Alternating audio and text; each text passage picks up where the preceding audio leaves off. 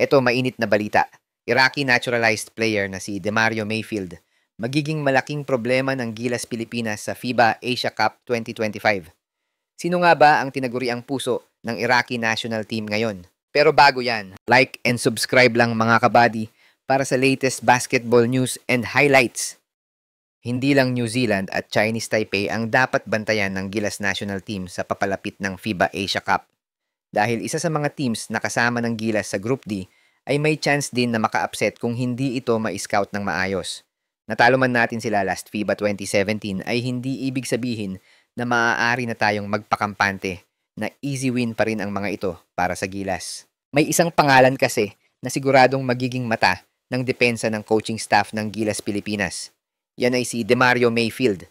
Si Mayfield lang naman ang dahilan kung bakit nasa winning momentum at kung bakit nakapasok muli ang bansang Iraq sa FIBA Asia Cup this year. Meaning, si Mayfield ang tumatayong JB ng Iraqi national team at kung hindi siya mapigilan, baka mabigla ang Gilas sa group stage pa lang.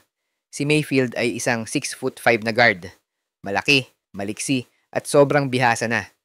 Marunong pumuntos, magpaikot ng bola, mag-rebound at mag-set ng play. Ang mas delikado, marunong siyang maglaro ng marumit pisikal, eksaktong estilo ng laro na kadalasang bumabagabag sa Gilas. Eto, konting throwback lang kay Demario Mayfield.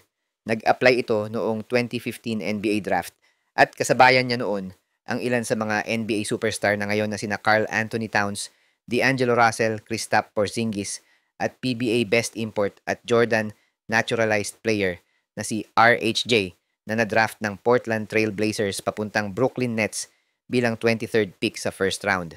Imbes na sumuko, nagpunta siya sa Iraq at sa rookie season pa lang niya ay nag-average siya ng 33 points per game.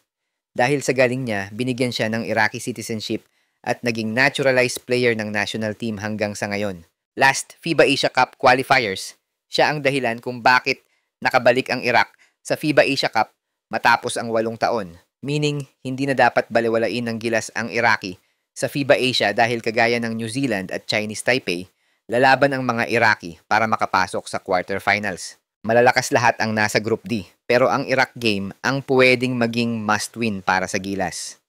Ang problema, hindi na pusong mamo ng Iraq. Mayfield gives them confidence and structure.